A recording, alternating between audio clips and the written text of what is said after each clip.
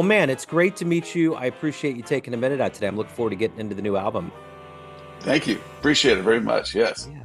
So before we get into the new project, I want to know one of the more momentous things that's happened to all of us, and especially musicians, was living through this pandemic. How did you Mhm. get through it, and how did it either influence this album or the way that you do things now? Whoa, it sure does because now we have a new style of recording called pandemic style. And this, unlike other records I've done recently and I did before, is definitely that style of recording where I have this idea of this music and I have people I want to work with, and they live in Oregon. I live here. And so I start sending stems and sessions to different people. They put their thing on, and you do your best to make it sound, like live. This is different kind of a project because of the vocals and lyrics than say when you a record where you get in the studio. It's really about the interaction then and there. I since did a record with Charlie Hunter and Jeff Sipe and some other people in North Carolina in October. Excuse me, in November that'll come out next year. That's very much a live record in a big studio, but this is totally different. The one we're talking about, the Raze the Maze record, the Calliope, was done. We call it pandemic style because everybody's behind screens and send your tracks. I send you mine. Put it all together. That's what we call it now, pandemic style. And it's going to be nice to get beyond that because hopefully we don't go back to another one of those. But yeah, definitely influenced for sure. But does it make it, even though there's an ease of being able to do that, how does it enhance the creative process? Does it hinder it? Does it add to it? What is your take on that? Well, I think there's definitely it's. I looked at this more like a song, like a rock or a production where you want to get the song out, and we spent a lot of time honing the recording, honing. I don't think that should go there. Maybe try this. I did a lot of that on my own. And basically, music was all mine, and the lyrics were theirs. And so they listened to music, and they came up with incredible lyrics I could never think of coming up with. That influenced it very much for them to be able to listen to it, have some time to sit with it, and to work on their parts and stuff like that, and then send it to other people. So it's not like you do something like this where you have say a MIDI where we composers write with MIDI, instruments on it, something called digital audio workstation like Logic or something like that. It's not, they don't play note for note or anything like that, but there's a lot of things where the player says, that part you wrote me is a little nutty, but I'll do this or something like that. There's always room for them to improvise and do things slightly different than, what I originally intended. So they're coming up with their thoughts, much like an improviser would, I guess. So there's a little bit of that. But compared to a record where it's really about what happens, where can we go with this? It's going to go, what's the solo going to be like? What's this, interaction between these musicians are like? That's something what you really want to do in the studio. But this is more like just get a good song, get a good performance, and we're kind of honed our, compositional process like this of a little bit of, give and take. That's kind of how it worked, I think.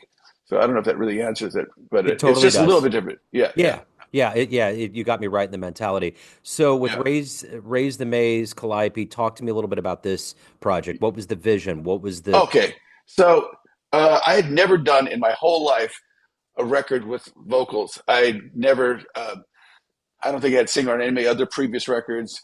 I've worked with singers, but I've never really done that. I said, what have I not done? I really want to do this. And I just speaking to my wife, said, why don't you write a record? She gave me the idea of, you've always wanted to work with vocals, haven't you? Because the feeling of being in a part of a machine with a great vocal performance, it just speaks to people because there's words you can, connect the actual abstractness of melody and harmony and rhythm together. It's not really abstraction for me, but how do you define it? Well, what is the song about? So we really went with, okay, literally making that about. So I thought of people I knew, and there's a great band called Raze the Maze, Amorea Dickinson on vocals, and Tariq Agab, bassist and lyricist. And they were a part of a band called Motar, which is a very good progressive rock band about 10 years ago. And then they broke off and created their own group, which is basically a duo. They have a full band, but they are just great writers. I really like what they come up with. And to the mentality I was thinking, who do I know that I really like that I would like to work with? And they were the ones. And so we talked about it in 2022, and then we got started. And just blossomed. I think there's a lot of things on my plate in terms of music and technology and music. When you hear people like I don't know, um, Thundercat, Noah, Lewis Cole, Snarky Puppy. Since the last time I released an album, which is in the late aughts in 2008, a lot has happened in music, and there's just an amazing sense of what I call adult harmony. Incredible rhythm. You hear a lot of fusion elements, but in pop music now. I love that myself. Advancement of music. It doesn't mean everything has to be 17-minute solos or something like that, but just the mentality. Yeah. So that's kind of my take on it. That's where I came from. But it said I want something where people feel like they can sing along with the melody or something that does that. And it's somewhat kind of complex music, but that's how it came to be. So you've Yeah, been at this for 20 years, and obviously with this one you wanted vocals. What do you yeah, typically do when you get ready to go in the studio? Do you see your albums that have been out there as kind of an evolution of you yeah. as a musician, or is it like a snapshot in time or a mix of both? How does that work for you? Well, so when I first started recording, I was very lucky to record with a gentleman who Yoshio Maki, who was a executive for some kind of a Japanese jazz label in the United States in L.A. and a great keyboard player. I'm sure you know Otmaro Ruiz, who used to play with Diana Reeves. He plays with Simon Phillips now. He plays with everybody. But I got a record contract back when people got those in the 80s and excuse me, late early 90s, 93. And so, it's kind of led around by, the whole label procedure. And I think everything's been kind of reaction to what had happened. So I did a record with Peter Erskine, Brian Bromberg, my friends David Garibaldi, kayaker, Steve Cardenas, great guitar player. He may be from your area, I think. I'm not Yes. sure. Steve, yeah, Steve Cardenas, Yes. incredible musician, right? And it kind of had the tone they got. It was a fantastic record, but I reacted to that by making much more of acoustic, less fusiony record, and it's called Voodoo Suite. And did the promotion thing at that time, and then I released it after 8 years later. There was kind of a reaction to that, and that more fusion had Dennis Chambers on it and some other people, and that's called Frolic in the Land of Plenty. And then after that, I had really released my own albums. I've been with other groups that released compilation records like different things. So everything's been a little bit of reaction to what I felt either had happened in music that was kind of influenced me at the time, like new developments in music, either whether it be world rhythms or like I said before, like this Snarky Puppy / Nowhere kind of Lewis Cole kind of harmonic vibe and different kind of rhythm, things like that. Or it felt, for example, certain records I really want to make sure that they hear the acoustic sound more, like it's a very acoustic record, and because I love the interaction of a small jazz ensemble. And often when I play bassoon live, it's a unique experience for a lot of people, but it's not truly as much as I can do, say, if I'm in a studio, because you don't have to have me, with my electric pickup. You can have the actual sound of the acoustic bassoon with a drum, with a drummer and everything like that. So I want to make sure I capture that. Every record I've made since 1994, I think it was really intent on making sure there's some really good acoustic representation of the instrument, because it's very hard to capture that on the stage. It's still a great sound. I still have good microphones for what I do, but it becomes a different instrument. It's like doing the difference between Andre Segovia and like a Pat Metheny or something like that. There's going to be a difference in the sound. Yeah. So Yeah. I'm sorry I'm taking this long time answering these simple questions, but everything's kind of reaction to either what's happening in the music business or world music, music part of the world, or I didn't get enough of this particular sound out. I want to do that in the next one. Like the next record is more of definitely a live in the studio record. It's not named yet, but it was done in a really nice studio, and it was just playing. It's mainly kind of jazz and funky jazz. Like there's Charlie Hunter plays on it a few times. So yeah, that's Yeah, it. I dig it. No, I love it. You're filling in a lot of gaps here. So take me back to the beginnings of your life. Where were you born and raised, and how did the I was bassoon? born. Yes. Okay. So I was born in San Francisco, California, which is not far from here.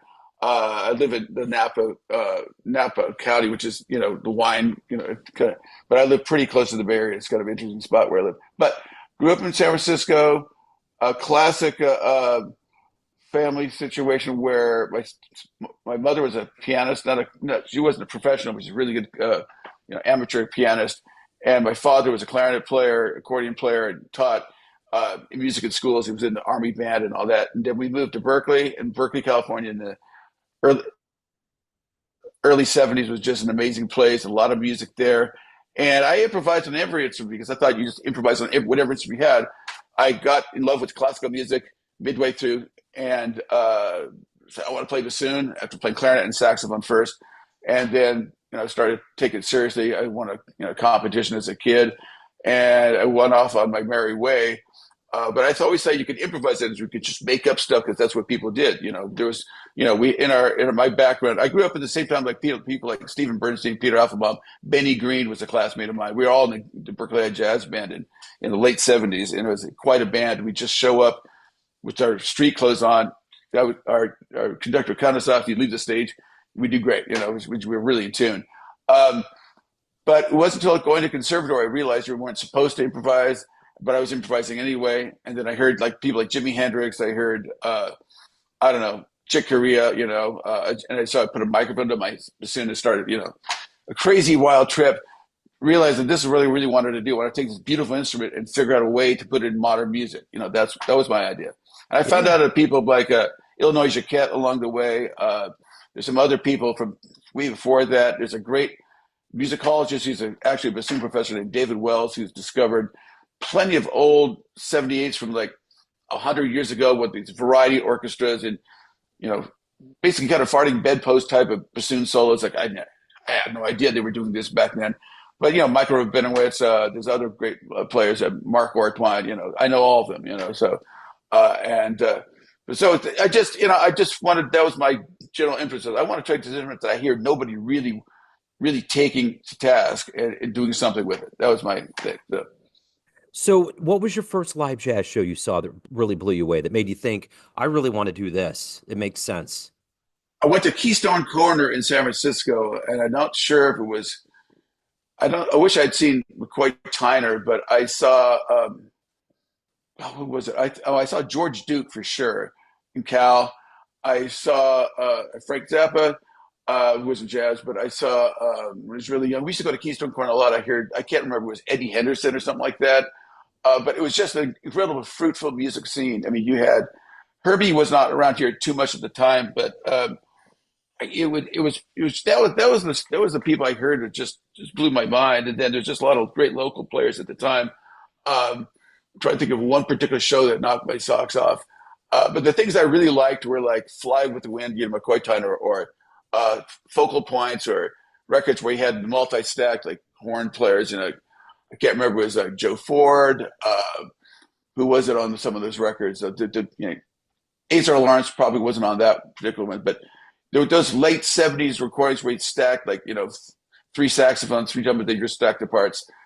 I love that type of jazz because it had the power of rock, but still just burning hard bop, all the amazing stuff McCoy was doing and stuff like that. And then kind of graduated to other music after that, that's kind of what really got me.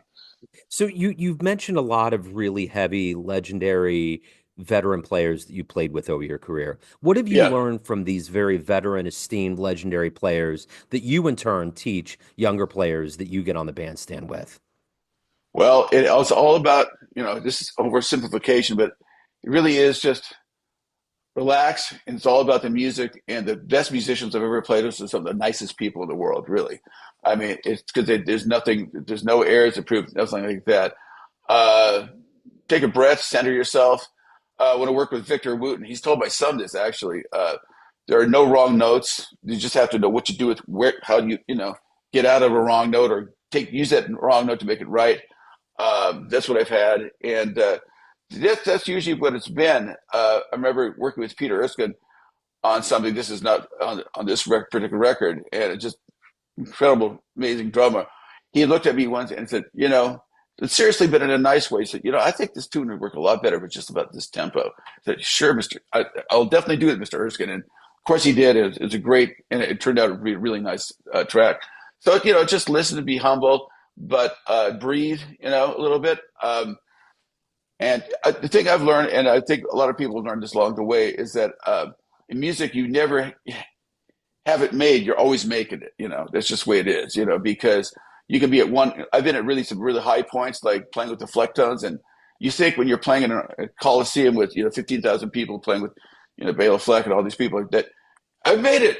But then if you're someone like you always have to find what's the next thing because you may not be in a band full time. I wasn't. I was just like I just learned playing. I knew it all the time. But it's just there's great steps, but then you have to pivot and figure out what's the next thing for you. It's going to have a plan.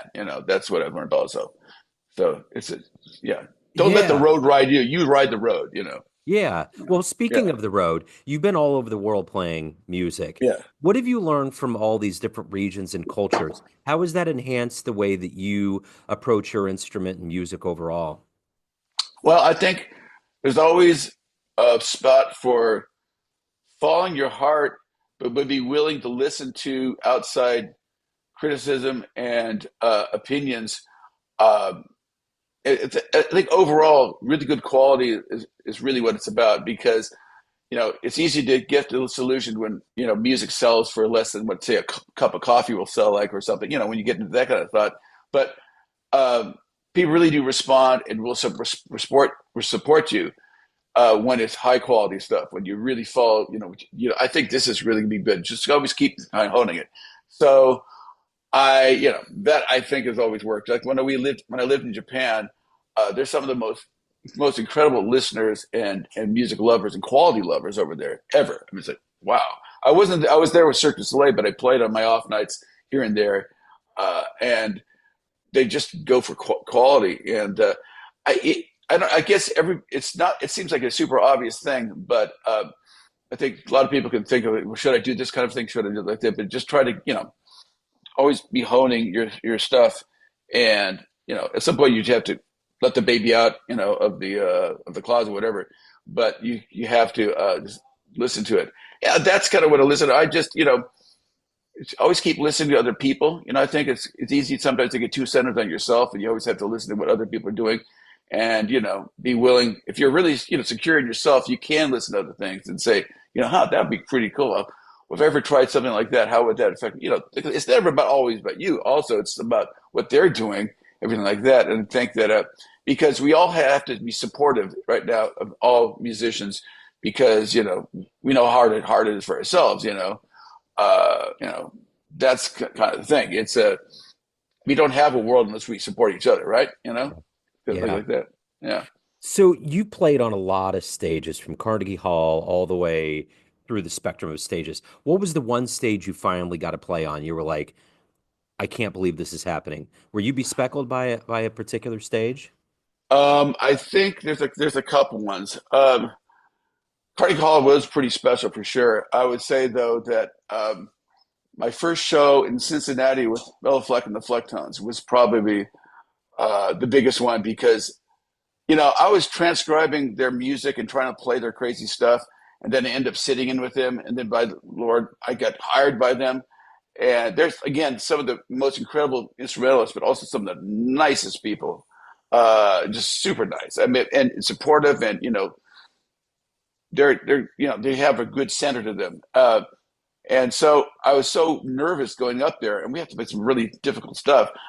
I did a great job, and I was just, wow, I've actually done this. And so my body relaxed so much, but I really remember it because this is a funny story. I've relaxed so much, and I've actually done it. I can do it again now. I know what it's like. I went to sleep in the hotel that night, and I put the claw on the door, like how you do when there's like you don't want anybody opening and coming in, for whatever reason. The next thing I know, the fire department guy is looking over me. The whole band is at the bedside looking over. Are you okay? Are you okay? I'd missed the wake up call for the bus, and they had to break the door down because they couldn't get a Wow. hold. Yeah, yeah. It's crazy, amazing. Yeah. And so I felt they ragged me the whole rest of the tour. But are you sure you're awake? It's just really funny. But I'll never forget that because and Jeff Coffin was there, being very supportive, and everybody, and he knew I was like feeling, oh my gosh, this is it. But it was a fun moment. That was great. That was incredible. I think I try to think of some of the other ones. Um, I got to play with Zakir once in Cal. That was an amazing experience with Terry Riley, him. I think George Brooks was there. It was an amazing concert. There's been a few others, but that's the one that stands out to me the most. I think the one that was Yeah. Bela Fleck. Yeah. So, what do you like the best about being a professional musician? What gets you up every day, and what gets you to evolve and to be at the best place that you can be with your instrument, with what you're doing? Well, what gets me up is realizing that um, I have a son who looks up to me. He's starting to get into music, and I'm seeing how he's getting hit by it. What I was hit when I was younger, and I'm just like, this is my world. This is what we do. I yeah, what's on the agenda today? I don't know. Just that's what gets me going when I'm at my best. It's something to do with music. You always get in that mode where you're up late, and sometimes maybe you can't sleep, and you're just digging on a piece of music you're really enjoying. You're being taken away, and that's what that's my spot on this earth. That's what it's for. That's what I'm doing. Is try to enlighten people a little bit. I'm not to any big message, but just like offer a faucet of a different spectrum for people to add to this wonderful thing. I don't know. It's a I get together when I practice or I try a new sound or a new piece or learn something or work on my horn, just to keep it going. And I also hear about other bassoon players and other people who are doing and looking up to me and stuff like that. And I'm just where you want to be at is just happy to be there and as a musician, and that's the greatest way to be. It's just really, every time I just had some really wonderful gigs over the weekend, and people come up to you and tell you it's just a wonderful feeling to be able to make them feel good as I feel. I want them to have the kind of fun I'm having. So that's what it is. You want to Yeah. translate it. You don't want to just keep it for yourself. You want to figure out what you can do. I mean, I have a social media presence. I would not say it's substitute at all for live playing, but it's one way I can kind of bring something for, and I hope it leads to them actually coming to something musical, getting off their phone and coming to a club or a concert venue or something like that. You hope it speaks that because there's so much online, and it's a reality we're dealing with, but it's not the only thing. It's still wonderful to a person. Nothing like old school, going somewhere, hearing something, and not sure what's going to happen. It happens, that kind of thing. So Yeah, yeah. for sure. So the bassoon's kind of a special instrument in the world of jazz. Oh yeah. What is there one thing about the instrument that most people don't realize that's special that you Yes. know that you've what is it? Okay. It is very difficult to play. A saxophone has one thumb key. We have 13 thumb keys.